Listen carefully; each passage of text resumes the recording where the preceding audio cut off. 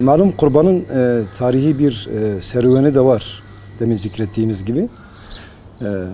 Hemen hemen Allahu Teala'nın seçtiği bütün peygamberlere gönderdiği her şeriatta kurban ibadeti vardır. Yani biz bunu Kur'an-ı Kerim'den öğreniyoruz Hac suresinde.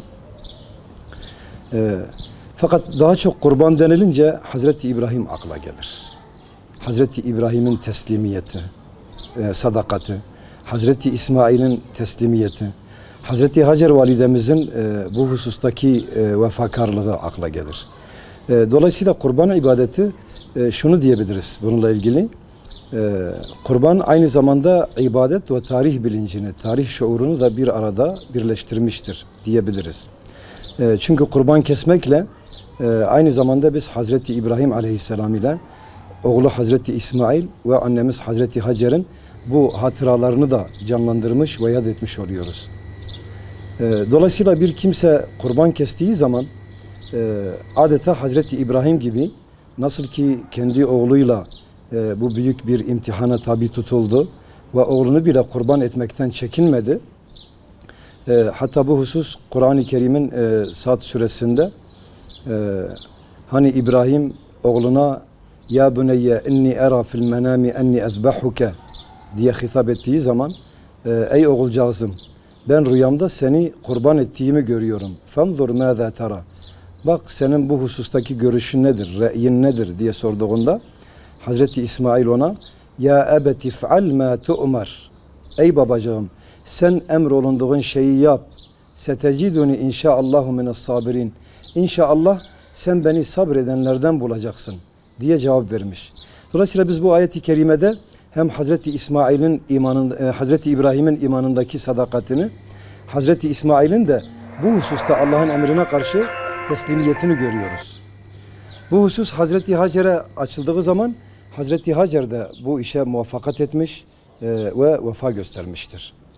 Dolayısıyla biz bugün kurbanlarımızı kestiğimiz zaman biliyoruz ki yine Kur'an-ı Kerim'in ifadesiyle لَنْ تَنَالَ اللّٰهَ لُحُومُهَا وَلَا دِمَاؤُهَا وَلَاكِنْ يَنَالُهُ مِنْكُمُ التَّقْوَى. Kestiğiniz kurbanların ne etleri ne de kanları Allah'a ulaşacak değildir.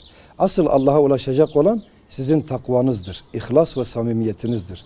Dolayısıyla biz kurban kestiğimiz zaman adeta Hazreti İbrahim gibi dünyadaki tek varlığı olan İsmail'i kurban ettiği gibi biz de dünyada bizim gönlümüzde, bizim kalbimizde bizim için en sevimli, en sevgili olan her ne ise o Allahu Teala'nın bize musakhar kıldığı hayvanları kurban ettiğimizde onunla beraber onları adamalıyız, onları feda etmeliyiz. Kalbimizde her neyin sevgisi yer etmişse.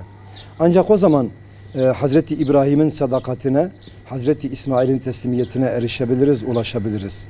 O şekilde ancak takva sahibi olabiliriz. Dolayısıyla kurbanın bu şekildeki tarihi süreci, serüveni artı kurban ibadetinden çıkaracağımız çıkaracağımız ders ve ibretler kısa, az ve öz olarak budur. Bununla yetinelim. Bununla beraber kurban ibadeti insanlar arasında büyük bir yardımlaşma ve dayanışma vesilesidir.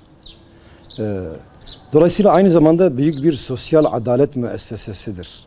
Çünkü yıl boyunca belki 1 kilo et alıp evine, mutfağına, tenceresine koyamayan aileler var. Bu vesileyle kurban kesildiği zaman hali vakti yerinde olan, maddi imkanı yerinde olan vatandaşlar tarafından kurban kesildiği zaman mutlaka o kurbanın bir kısmı konu komşuyla, muhtaç ve mağdur durumda olan insanlarla paylaşılıyor.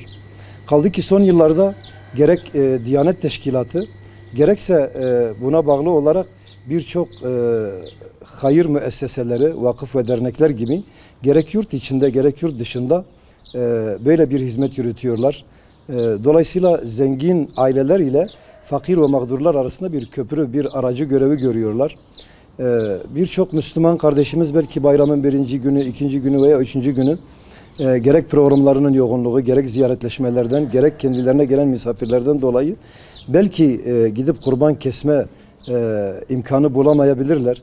Dolayısıyla bu şekilde vekaletle de kurbanlarını gerekse bu vakıflara ya da derneklere veya Diyanet Vakfı'na vekalet yoluyla bildirip paralarını verip o şekilde kestirebilirler.